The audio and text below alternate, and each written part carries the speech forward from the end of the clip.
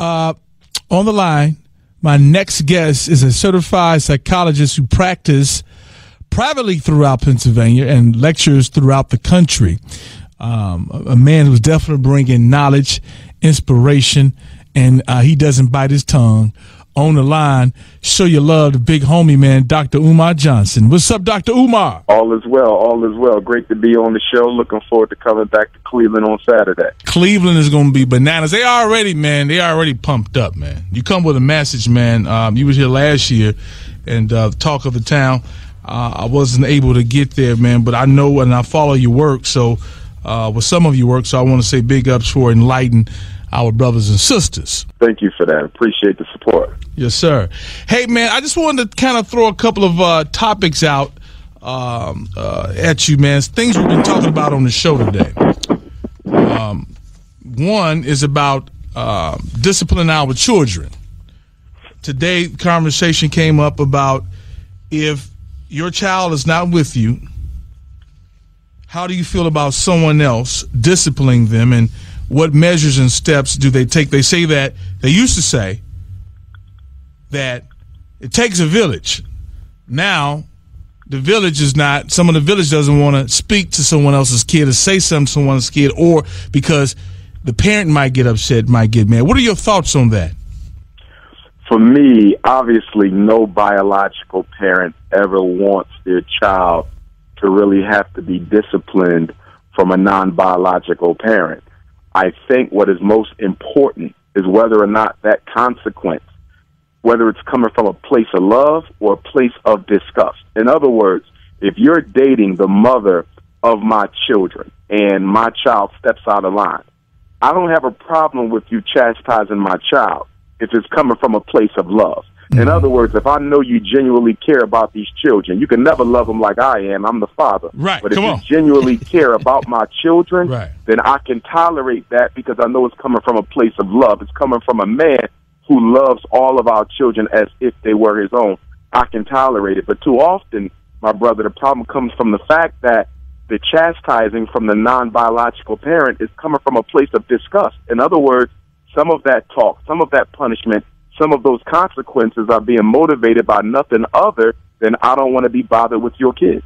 Yeah, absolutely, man. And again, I'm throwing different topics because I know you're going to cover a lot of this this weekend. Let's talk about justice around America, but what are some steps that the community can take and make to make change? Because it's like, I try to be careful with my words. Unfortunately, if we don't do nothing, the same thing is going to happen over and over and over again. What steps, Dr. Umar, do you think we need to make here? Well, here's the thing. Now, police are hired by the city. The city is ran by politicians. The politicians are controlled by municipal business interests. So we have to look at how we, as African people, have created an atmosphere where it is safe for people to murder our children because we have no consequences, physical, economic, political, or otherwise. No one suffers when our children are murdered. Not the police, not the mayor, not the governor, not city council, nor the businesses. Now, on a basic political level, if we take this to an elementary level, all behavior is a function of the context in which it takes place and the consequences that follow. That is the essence of behavioral psychology. So if we project that onto this situation, I'm going to have to say, as I've unfortunately had to say so many times before, more children are going to be murdered by the police. Why? Because there's no consequences by the black community for their misconduct, political, economic, physical, or otherwise. And any behavior that goes unchecked is a behavior that will intensify over time. It will only get worse until we do something about it. Wow, that's real. That is so true. I want to switch gears here. What are your thoughts on A, boycotting Oscars? 2, Stacey Dash comments on there should not be a Black History. There should not be a BT Image Awards. What are your thoughts on that?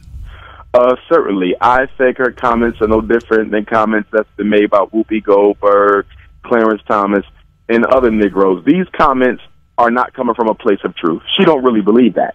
But she said it because she think it earns her brownie points with white folk. We got to realize something, that because we are so dependent economically on white people for our survival, we often do and say things that are not in the best interest of our people and are not necessarily things that we believe. We say them to make white people around us comfortable.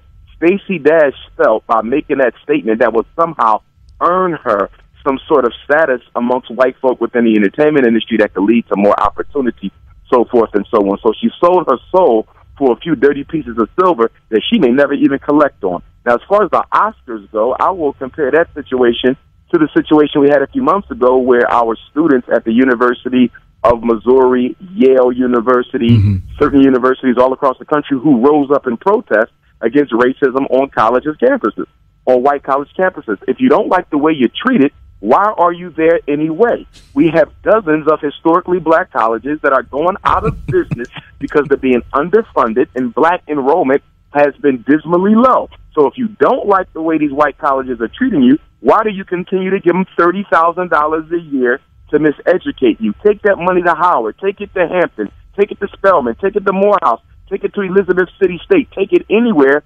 than to the white folks. Same thing with the Oscars. If y'all don't like the way they're treating you, they have been racist since their inception. They only give out Best Actor awards to black men and women who play the most disrespectful roles imaginable. You know this, so why do you still partake instead of creating your own black Oscar? You know why? Because black people still suffer from one of the aspects of post-traumatic slavery disease, which posits that we have to be approved by white people before we can value ourselves. We need the white Oscar in order for us to feel valued. We need the white degree from their college in order for us to feel valued. And until we eliminate that low self-esteem complex that comes from needing white validation, we'll never get the respect from white people we need. You don't get respect by forcing your way into their reality.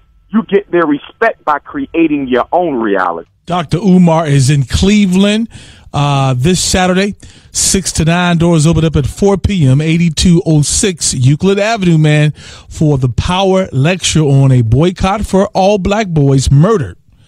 Building black power with the black dollar. Talk to you soon. Yes, sir.